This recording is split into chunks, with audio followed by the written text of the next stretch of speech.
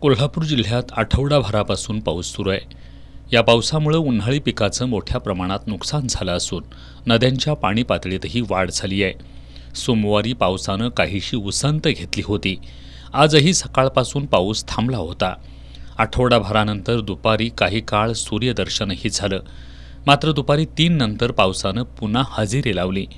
जिल्ह्यातील पावसाचं प्रमाण कमी झाल्यानं पंचगंगा नदीच्या पाणी पातळीतही काही प्रमाणात घट झाली आहे.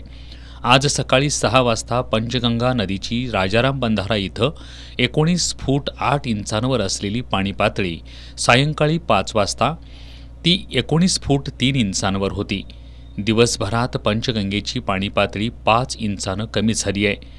आज सकाळी 8 वाजता संपलेल्या 24 तासात जिल्ह्यात सरासरी 16.3 मिलीमीटर पावसाची नोंद झाली असून 12 बंधारे पाण्याखाली आहेत. दरम्यान चांदोली धरण क्षेत्रासह वारणा नदी पट्ट्यात मुसळधार पावसाचा जोर आज काहीसा ओसरला आहे.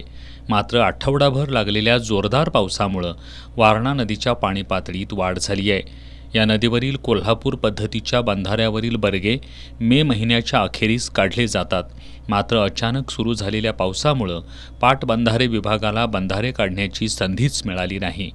त्यामुळं बंधाऱ्यावरून पाणी वाहत असल्यानं बंधाऱ्याच्या मागील बाजूस पाण्याची फूग लागल्यानं काही ठिकाणी वारणा नदी पात्राबाहेर पडली आहे. सोमवारी सकाळपर्यंतच्या 24 तासात वारणा धरण क्षेत्रात 5 मिलीमीटर पाऊस झाला असून चांदोली धरणात एकूण 34 टीएमसी पाणीसाठा असल्याचं वारणा पाटबंधारे विभागाचे उपविभागीय अधिकारी मिलिंद किटवाडकर यांनी सांगितलं.